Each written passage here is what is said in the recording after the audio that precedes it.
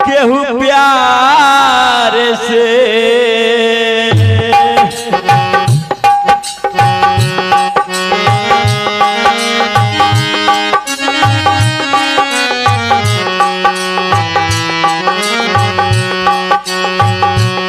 केहू प्यार से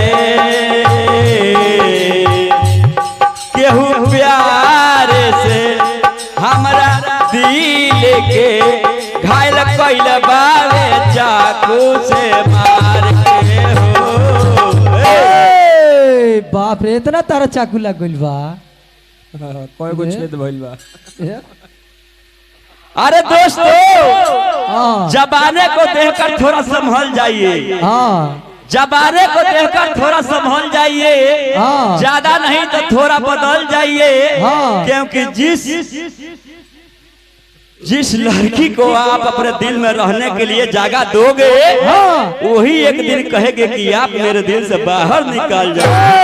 वाह भाई वाह, सुभान अल्लाह। लड़कवा कहता सीमान ढाला सीमान डाला। केहू प्यार से हमरा दिल के प्यार से ध्यान लो केहू प्यार से हमरा दिल के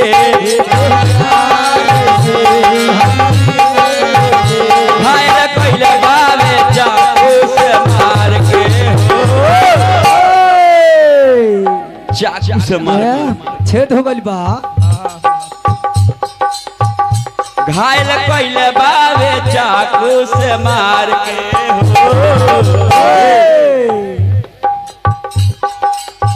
अखिया में अखिया डाल के ले गइलू पर जवानी काल के।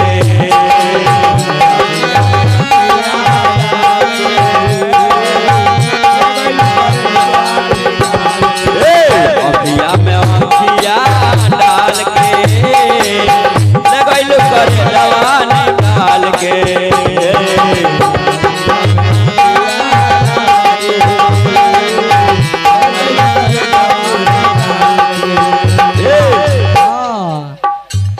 दिल ले गया दिल ले गया परदेसी कोई रोकना था। क्या होगा होगा होगा मेरा सोचना था।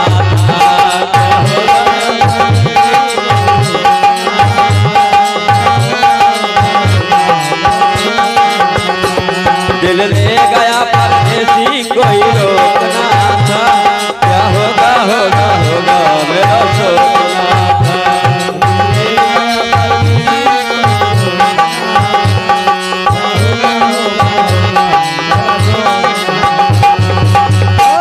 चली बहुत सुंदर कलाकार हाँ जी हमनी के संग हतिए संदीप सागर वहाँ का तरफ से ठेकैतो के पुरस्कार आई हमरो आई काजी वाह वाह कहे के बा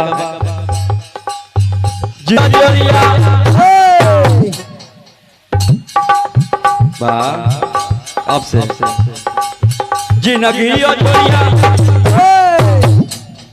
दिया दिया अनहरिया हो गई।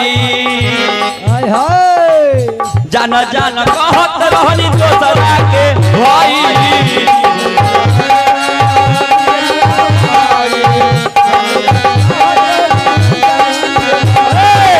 जिंदगी जोरिया अनहरिया हो गई। जान जान कहत रहनी दोसरा के भाई।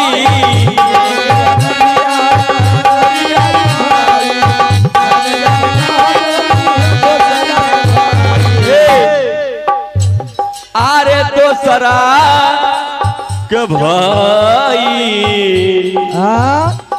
बड़ा डगा दिले बिया साहब। हाँ अब संदीप बुझत हुई है कितना दुख में बारे